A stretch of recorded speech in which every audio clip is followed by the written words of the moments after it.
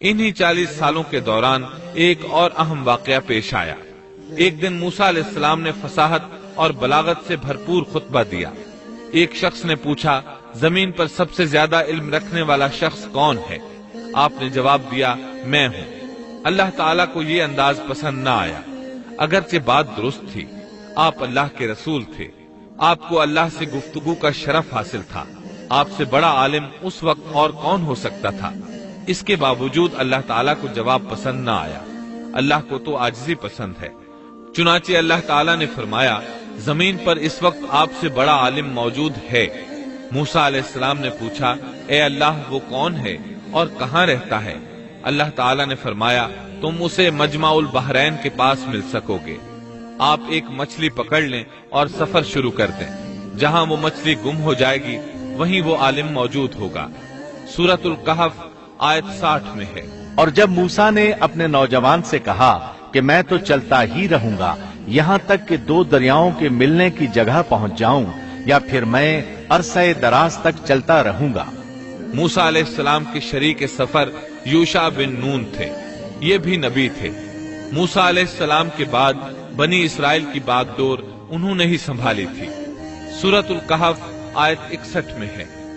جب وہ دونوں وہاں پہنچے جہاں دونوں دریا ملتے تھے تو وہاں وہ اپنی مچھلی بھول گئے، جس نے دریا میں سرنگ جیسا راستہ بنا لیا۔ ان دونوں کو علم نہ ہو سکا کہ یہی ان کی منزل ہے۔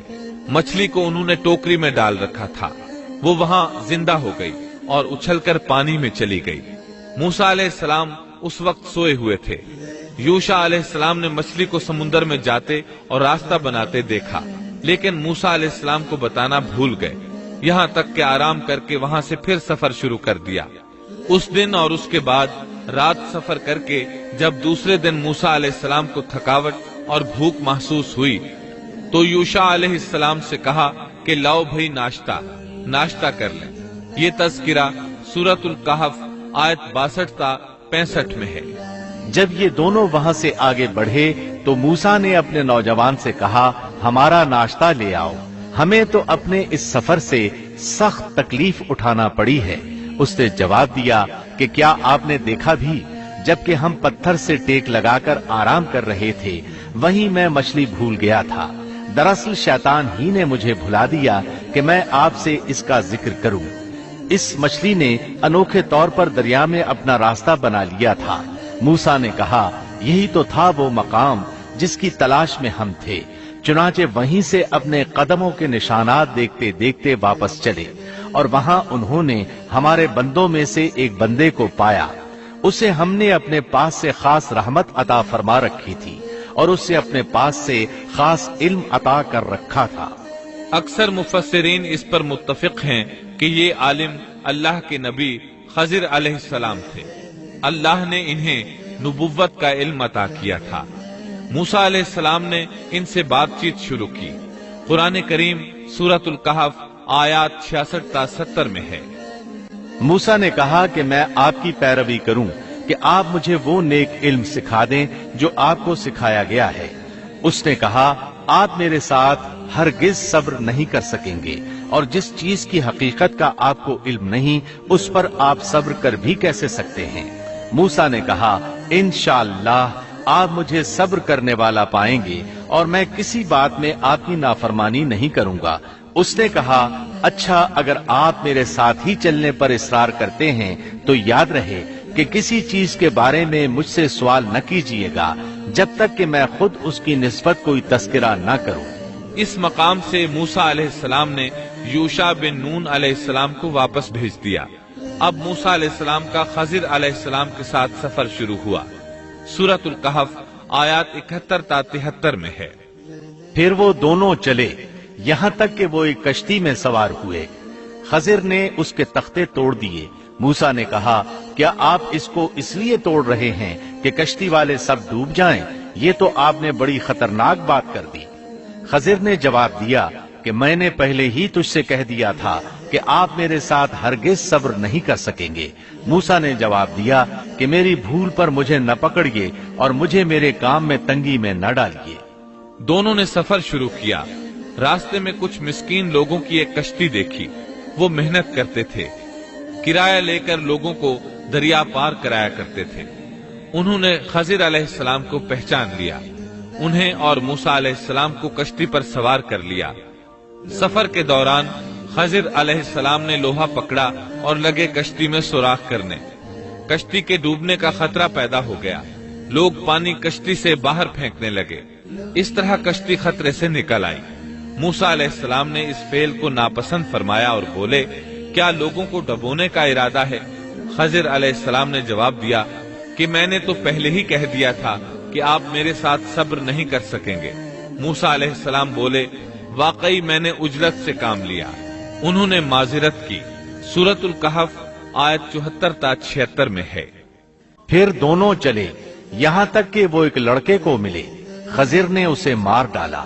موسیٰ بولے، کیا آپ نے ایک بے گناہ کی جان لی اور وہ بھی کسی کے خون کے بدلے میں نہیں؟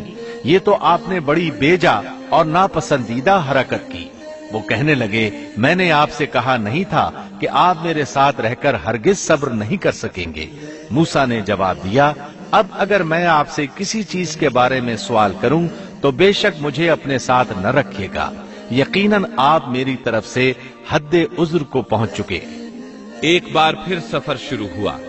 سورۃ الکہف آیت 77 تا 78 میں ہے۔ پھر دونوں چلے، ایک گاؤں کے پاس آ کر ان سے کھانا طلب کیا۔ انہوں نے ان کی مہمانداری سے صاف انکار کر دیا۔ پس دونوں نے وہاں ایک دیوار کو دیکھا جو گرنے کے قریب تھی، اس نے اسے ٹھیک اور درست کر دیا۔ موسیٰ کہنے لگے، اگر آپ چاہتے تو اس کی اجرت لے سکتے تھے۔ اس نے کہا، بس اب آپ کے اور میرے درمیان جدائی ہے، اب میں ان باتوں کی حقیقت بتاؤں گا جن پر آپ صبر نہ کر سکے۔ اب انہوں نے وضاحت کی۔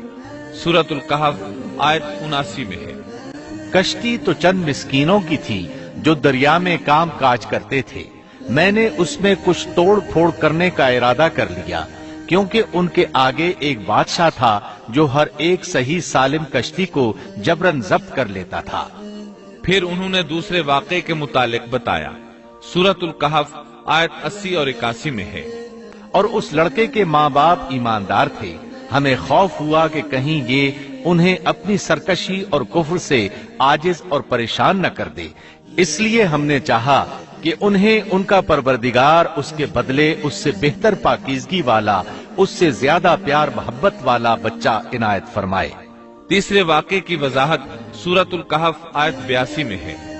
دیوار کا قصہ یہ ہے کہ اس شہر میں 2 یتیم بچے ہیں جن کا خزانہ ان کی دیوار کے نیچے دفن ہے۔